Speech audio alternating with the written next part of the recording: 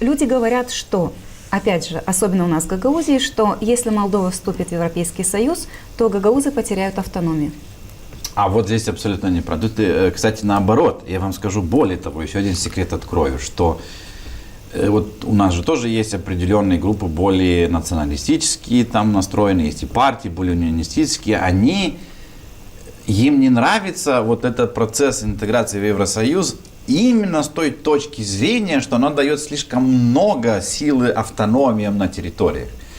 И если чуть-чуть углубиться, понимаю, у наших граждан мало времени, много работы, они не могут смотреть, то те автономии, которые существуют в разных странах, они стали намного сильнее, после чего они вошли в Евросоюз. Есть и Европейская хартия автономии, то мы подписываем определенные документы, не так на уровне рекомендаций, но мы обязываемся.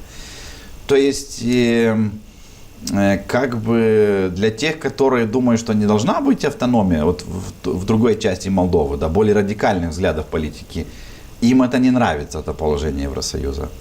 А в реальности очень просто. Одной из основополагающих ценностей Европейского Союза, которая существует в законодательстве европейском, это культурная идентичность, языковая идентичность и очень сильные полномочия и силы для автономии. Очень сильные. Да. Кстати, возможно, что вот если мы подойдем к этому моменту, будут молдавские партии, которые будут говорить, что слишком много будет этой автономии.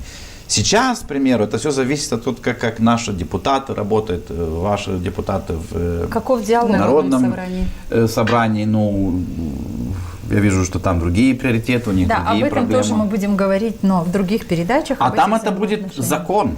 И тогда и европейские суды, европейские институты, вот эти департаменты, они все будут в этом случае больше защищать гагаузскую автономию, чем сам Кишинев и сами гагаузы.